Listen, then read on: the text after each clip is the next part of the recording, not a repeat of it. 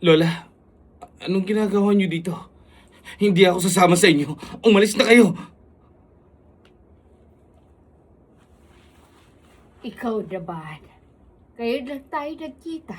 Ipinagtatabuyan mo na kami. Ayaw mo bang makakita ng kapamilya, Kevin? Kinukumusta ka ng papa at mama mo? Hindi niyo ako kapamilya. Umalis kayo, layuan niyo ako! Hindi nga siguro, Kevin.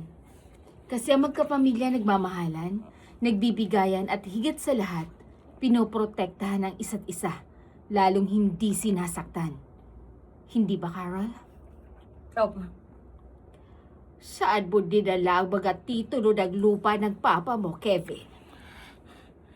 Hindi ko alam ang titulong sinasabi mong matanda ka. Ang mga pinagbilhan ng agri-supply, nasaan na, Kevin? Ang sasakyan ni Kuya Aaron, naibenta mo na rin ba?